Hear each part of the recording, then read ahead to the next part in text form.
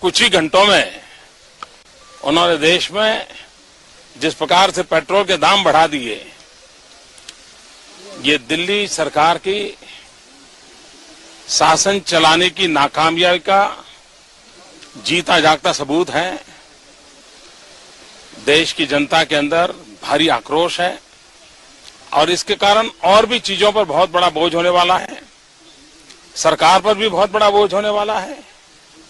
मैं आशा करूंगा कि प्रधानमंत्री जी देश की स्थिति को गंभीरता से लें और पेट्रोल के दाम बढ़ाए हैं उसको वापस करें। सिर्फ मोदी जी नहीं थे, स्मृति ईरानी जी, बड़े बड़े बयान उनके थे, वो भी सुन लीजिए। उस जमाने के अंदर पेट्रोल 75 रुपए के आसपास था और आज पेट्रोल 100 रुपया पहुंच रहा है। सुन लीजिए स्मृति ईरानी जी क्या कहती थी उस जमाने के ऊपर, सुनिए। आज देश की जनता ये पूछ रही है कि प्रधानमंत्री ने देश की संसद में आश्वासन दिया था कि 100 दिन में महंगाई को कम करेंगे।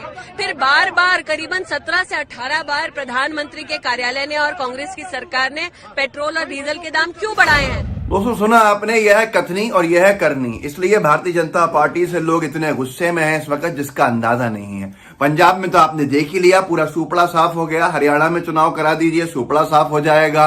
पूरे देश में चुनाव करा दीजिए, सुपड़ा साफ हो जाएगा। जो सर्वेज हो रहे हैं उसमें मोदी जी की लोकप्रियता बहुत गिरी हुई है, नीचे, बहुत नीचे चले गई है। लोग राहुल गांधी जी को चुन रहे हैं मोदी जी के ऊपर। ये तो आपने सबने देखा, रणवीर शौरी ने जो पोल कराया था उसमें सब कुछ देखने को मिला था। मामला यह है कि पेट्रोल डीजल के ऊपर लूट क्यों कहा जा रहा है। फिर भी मोदी जी कह रहे हैं कि पिछली सरकारें जिम्मेदार हैं, तो ये दुखद है। उसकी वजह यह है कि मनमोहन सिंह जी के जमाने में $110 प्रति बैरल मार्केट क्रॉस कर गया था अंतर्राष्ट्रीय कच्चे तेल का। उस वक्त मनमोहन सिंह ने मजबूरी में मनमोहन सिंह जी ने 75 रुपये तक की कीमतें पेट्रोल की लाके खड़ी करी थी, जिसके ऊपर बड़ा हंगामा था। लेकिन अब जो है बहुत टाइम तक तो $40 प्रति बैरल हो गया था, 1/3 उस जमाने से, और पेट्रोल की कीमतें बढ़ती चली गई थी। जब अंतर्राष्ट्रीय स्तर पर दूसरे देश अपने नागरिकों को फायदा पहुंचा रहे थे तो हमारी मोदी सरकार जनता को लूटने में व्यस्त थी। उस वक्त भी जनता को समझ में नहीं आया। आज की तारीख के अंदर यह हालत हो गई है कि कच्चे तेल की कीमतें थोड़ी सी बढ़ी हैं, लेकिन उतनी नहीं बढ़ गई। 55 के आसपास डॉलर प्रति बैरल हुआ है, उस वक्त से आधा ही है अभी भी। जो मनमोहन सिंह जी के जमाने में कच्चे तेल की जो कीमतें हम खरीदते थे अंतर्राष्ट्रीय बाजार में, उससे आधी ही हैं। लेकिन पेट्रोल की कीमतें ₹100 प्रति लीटर। कीर्तिमान स्थापित कि मशीनें ही खराब हो गई कि कैसे सुधारा जाए, कैसे डाला जाए, क्योंकि 3 डिजिट्स का प्रावधान ही नहीं था। किसी ने कल्पना ही नहीं की थी कि इतनी कीमतें बढ़ा देंगी।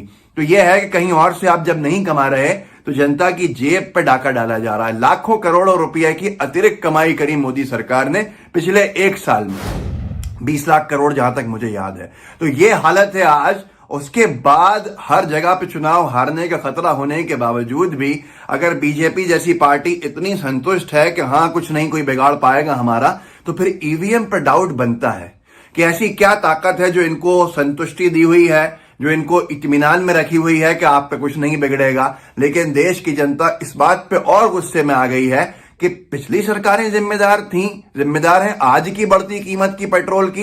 ये मोदी जी को नहीं कहना चाहिए था, क्योंकि जनता ये नहीं सुनना चाहती, बल्कि जनता ये सुनना चाहती है कि आप कीमतें क्यों बढ़ा रहे हो, जनता को क्यों आपकी सरकार लूट रही है।